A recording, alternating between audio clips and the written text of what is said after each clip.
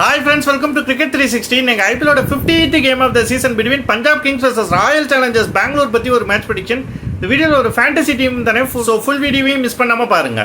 இந்த மேட்ச் எங்க நடக்குதுன்னு பாத்தீங்கன்னா Himachal Pradesh cricket association stadium in Dharamshala.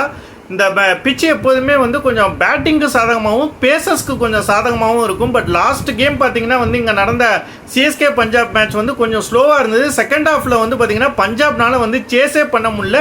பேசர்ஸோட பவுன்ஸுக்கு வந்து அவங்களால விளையாடவே முடியல.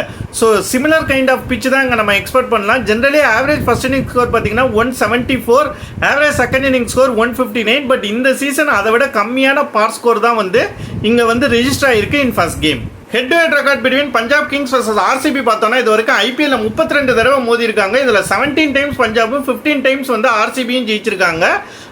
ஏற்கனவே இந்த சீசன் ஒரு கேம் நடந்ததுல வந்து ஆர்சிபி வந்து பஞ்சாபை ஜெயிச்சிருக்காங்க. ஃபர்ஸ்ட் பஞ்சாப் கிங்ஸ் பத்தி பார்த்தோம்னா சோஃபார் இந்த சீசன்ல 11 கேம்ஸ்ல வந்து 4 wins and 7 losஸோட டேபிள்ல 8th பொசிஷன்ல இருக்காங்க. அவங்களோட சீசனுங்கிறது வந்து ஆல்மோஸ்ட் முடிஞ்சிருச்சு தான். மேக்ஸிமம் இன்னும் 3 மேட்ச்மே ஜெயிச்சாலும் 14 பாயிண்ட்ஸ்ல தான் வந்து முடிக்க முடியும். ஸோ அவங்களுக்கான பிளே ஆஃப் சான்சஸ் அப்படிங்கிறது வந்து ரொம்பவே கஷ்டம் தான். இன்ஃபேக்ட் வந்து 1% வேணால் சான்ஸ் இருக்குன்னு சொல்லலாம். அது கூட மற்ற டீம்ஸை வந்து ரிசல்ட்ஸை டிபெண்ட் பண்ணி தான்.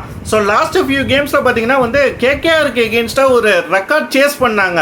அதுக்கப்புறம் அவங்க பேட்டிங் வந்து கொஞ்சம் டிப்பான மாதிரி நான் பார்க்குறேன். நான் லாஸ்ட் மேட்ச் எகென்ஸ்ட் சிஎஸ்கே அவங்களோட பேட்டிங் வந்து எக்ஸப்ட் சசாங்க் அண்ட் வந்து பிராப் சிம்ரன் வந்து வேற யாருமே வந்து ஒரு பேட்டிங்கே ஆட தெரியாத அளவுக்கு பேட்டிங் ஆடினாங்க. அது அவங்களுக்கு ஒரு பெரிய மைனஸ் பாயிண்டாக இருக்குது. After Mumbai Indians game Ashutosh சர்மாவும் வந்து அவங்களுக்கு பெரிய ஃபார்மில் இல்லை. சசாங்க் சிங் மட்டும்தான் வந்து ஃபார்மில் இருக்கார். பேரிஸ்டோ கூட லாஸ்ட் ஒரு 2 கேம்ஸ் வந்து கொஞ்சம் ஓரளவுக்கு ஆவரேஜாக தான் விளையாடி இருக்காரு. பவுலிங்கை பொறுத்த வரைக்கும் லாஸ்ட் ஃபியூ கேம்ஸ் ரொம்ப இம்ப்ரூவ் பண்ணியிருக்காங்க.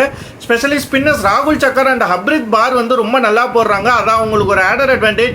இதுக்கு மேலே இவங்களை பற்றி பெருசாக அனலைஸ் பண்ணுறதுக்கு ஒன்றும் இல்லை. ஏன்னா சீசன் ஆல்மோஸ்ட் ஓவர் தான்.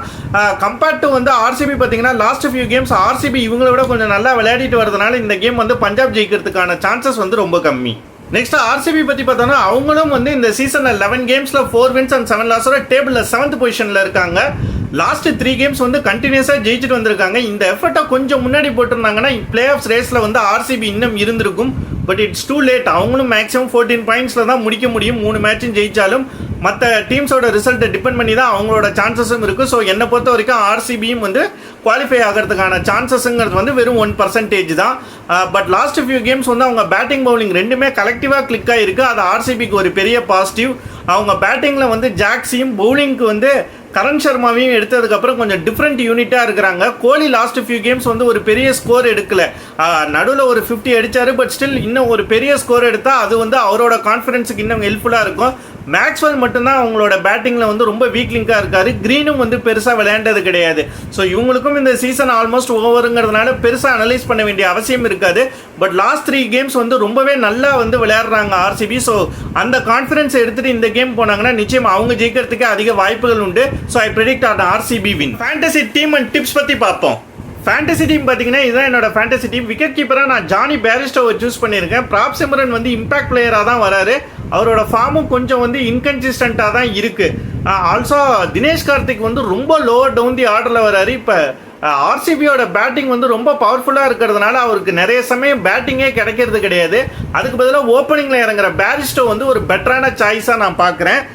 பேட்ஸ்மேன்ஸ் பார்த்தீங்கன்னா நான் வந்து 3 பேட்ஸ்மேன் செலக்ட் பண்ணியிருக்கேன். ஆர்சிபியிலேருந்து 2 பேர், விராட் கோலி அண்ட் ஃபேப் டு பிளஸி 2 பேருமே ரொம்ப நல்ல ஃபார்மில் இருக்காங்க. ஸ்பெஷலி வந்து கோலி. ஸோ இவங்க 2 பேரையும் நம்ம மிஸ் அவுட் பண்ணுறதுக்கு வாய்ப்பே கிடையாது. பஞ்சாப் கிங்ஸ்லேருந்து பார்த்தீங்கன்னா சசாங்க் சிங் தான் வந்து இந்த சீசன் வந்து பஞ்சாபோட பெஸ்ட் பேட்டர்.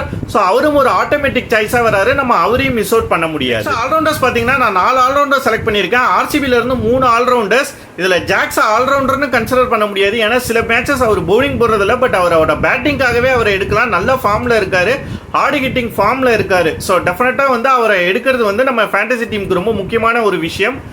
கிரீன் பவுலிங்கும் போடுறாரு. பேட்டிங் வந்து கொஞ்சம் லோவர் டவுன் தி ஆர்டர். மேக்ஸ்வெலுக்கும் பின்னாடி வராரு. ஸோ பேட்டிங் கிடைக்கிறதுக்கான வாய்ப்புகள் இல்லை. ஒருவேளை குயிக் விக்கெட்ஸ் விழுந்துச்சுன்னா அவர் பேட்டிங் ஆடுறதுக்கும் வாய்ப்பு இருக்குது. பவுலிங்கும் ஒரு 2 overs கன்சிஸ்டண்ட்டாக போடுறாரு. ஸோ ஒரு ஆல்ரவுண்டர் அப்படிங்கிறதுனால அவர் எடுக்கிறது ரொம்ப மஸ்ட்டாக இருக்குது.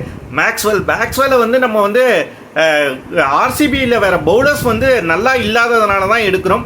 ஒருவேளை மேக்ஸ்வெல் வேண்டாம்னு நீங்கள் நினச்சிங்கன்னா கரண் சர்மாவை கூட ட்ரை பண்ணலாம். இல்லை எனக்கு கரண் சர்மா மேலே ட்ரஸ்ட் இல்லைன்னா நீங்கள் மேக்ஸ்வெல் எடுக்கலாம். பேட்டிங் ஃபார்ம் சுத்தமாக இல்லை, பவுலிங் ஒரு 2 ஓவர் போடுறாரு. பட் என்னை பொறுத்த வரைக்கும் மேக்ஸ்வெலை விட நீங்கள் வந்து ஒரு பவுலரை ட்ரஸ்ட் பண்ணுறது வந்து நல்லது. பட் நிறைய பர்சன்டேஜ் பீப்புள் வந்து மேக்ஸ்வெல்ல தான் எடுத்திருக்காங்க. ஒருவேளை இந்த மேட்ச் அவர் கிளிக் ஆயிடுச்சுன்னா, ஏன்னா தர்மசாலா விக்கெட்லேயும் அவர் இதுக்கு முன்னாடி பஞ்சாப்க்கு விளையாண்ட எக்ஸ்பீரியன்ஸ் இருக்குது. ஸோ அதனால தான் நான் அவரை எடுத்திருக்கேன். ஸோ எய்தர் கரண் சர்மா ஒரு மேக்ஸ்வெல்ல நீங்கள் ஒருத்தர் எடுத்துக்கலாம். பவுலர்ஸ் பார்த்தீங்கன்னா நான் 3 பவுலர்ஸ் எடுத்திருக்கேன். இதில் வந்து 2 பேர் வந்து பார்த்தீங்கன்னா பஞ்சாப் கிங்ஸ்ல இருந்து Harshdeep Singh. Last few games வந்து கொஞ்சம் இன்கன்சிஸ்டண்ட்டாக தான் இருக்காரு. பட் ஸ்டில் வந்து இந்த பிச் வந்து ஃபாஸ்ட் பவுலிங்க்கு கொஞ்சம் சூட் ஆகுறதுனால அவர் எடுத்திருக்கேன். அவர் வேண்டாம்னு நீங்கள் நினச்சிங்கன்னா ராகுல் சக்காரை எடுக்கலாம். அவரும் ஒரு நல்ல ஃபார்மில் இருக்கார். ஹர்ஷல் பட்டேல் வந்து one of the leading wicket டேக்கர்ஸாக இருக்கார் இந்த சீசனில். ஸோ அவர் எடுக்கிறது மஸ்ட்டு.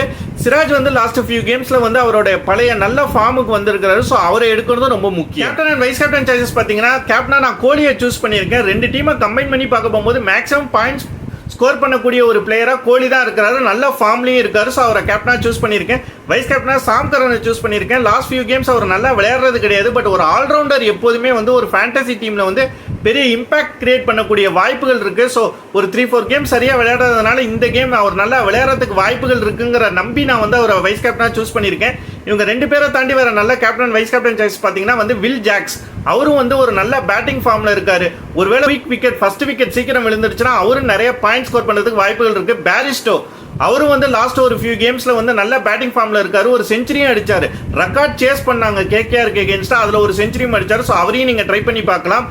நெக்ஸ்ட் வந்து பாத்தீங்கன்னா ஹர்ஷல் பட்டேல் வந்து இந்த மாதிரி விக்கெட்ல வந்து லாஸ்ட் கேம் கூட வந்து நல்லா போட்டாரு அகேன்ஸ்ட் சிஎஸ்கே. ஸோ ஒரு 2 விக்கெட் எடுத்தா கூட ஒரு பேட்ஸ்மேன் 60 ரன்ஸ் அடிக்கிறதுக்கு சமம். ஸோ அவரை கூட நீங்க ட்ரை பண்ணி பார்க்கலாம். வீடியோல நான் பேசின விஷயங்கள் கண்டிப்பா உங்களுக்கு யூஸ்ஃபுல்லா இருக்கும்னு நம்புறேன். அப்படி இருக்கிற பட்சத்தில் மறக்காம இந்த வீடியோ லைக் பண்ணுங்க, ஷேர் பண்ணுங்க, கமெண்ட் பண்ணுங்க, நம்ம சேனலை சப்ஸ்கிரைப் பண்ணுங்க. தேங்க்ஸ் ஃபார் வாட்சிங்.